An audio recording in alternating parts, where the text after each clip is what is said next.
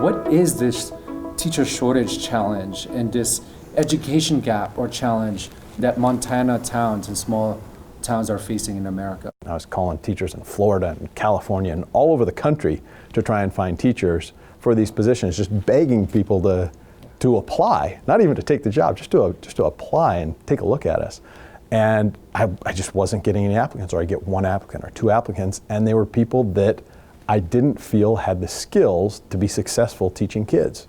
But what is a qualified teacher look like that the kids deserve in Shelby? What does that? When that teacher goes into that class, the students are engaged in what is going on. They're interacting with the material, they're learning the material, and then they're able to apply it afterwards. That's what needs to happen.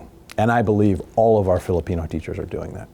And so how did you even find a solution that you can recruit from outside the country? Just the idea that I want somebody that has a native English-speaking background. I want them to be able to come in and offer a high-quality education to my students, and I want them to be excited about coming to Montana and earning that salary, and hopefully I can get the town to grow on them in the long run, right? I think there are a lot of kids that are going off to college and they're choosing to go into other professions. And when they choose to go off into those other professions, a lot of times that they pay more, and I think that's the initial reason. And so you have fewer people getting into the teaching market, and yet we still have the same number of these small schools. Is it because teachers are not getting paid enough? It's not a competitive salary that helps them live the life that they deserve? I think that's part of it. This conversation is happening in Montana. If you went down to Wyoming, the conversation would be very different. They are rural America, but they don't have the same problem. They forced consolidation in that state, and they got into a situation where they're able to pay teachers more, and so teachers will tend to go there and apply for those positions. I haven't heard of teacher shortages in Wyoming like I've heard of them in Montana.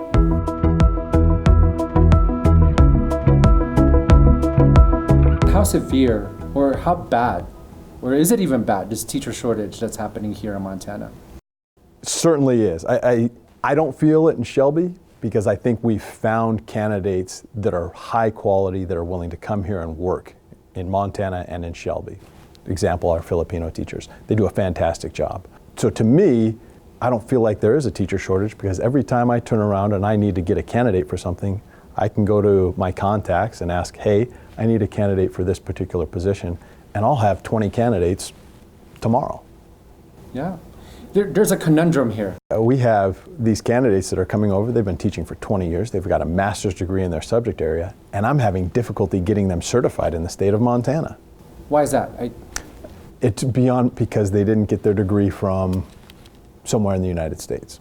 So I see them in the classroom, and they're doing a fabulous job, and yet I need to send them back to school to get additional credit so that they can become certified in the state of Montana. And I can get away with it for 3 years. I can get them a provisional.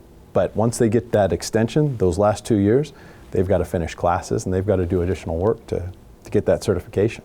So I understand it's been a headache over the past 3 years, but it's been worth it because it's benefiting my kids.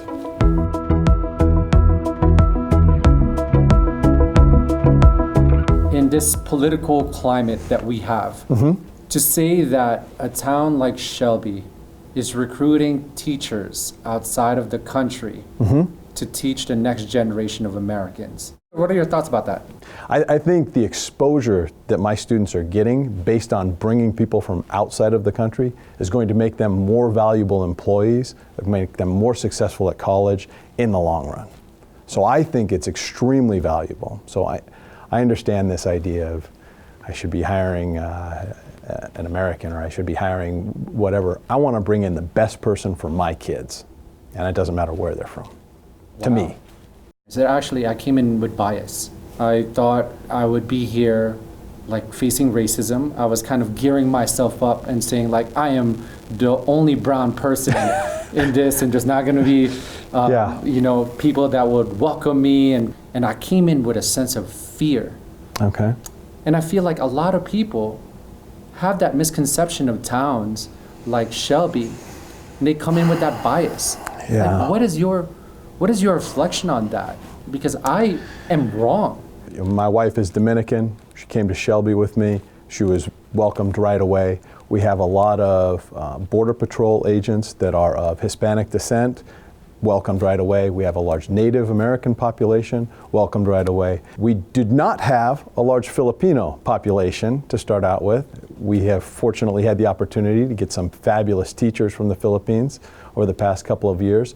I haven't heard anything but positive about what they've done with our kids, how they've interacted, how they've integrated into the community, and all of the things that they've done to be a part of Shelby. If there is racism going on in this community, then it's not something that I've been exposed to.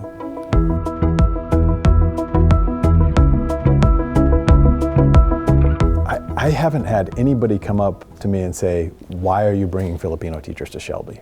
There was a little bit of nervousness at first, even with the school board was saying, we're going to bring these people from the Philippine Islands. They're going to come to north central Montana, rural community, snow, cold winters.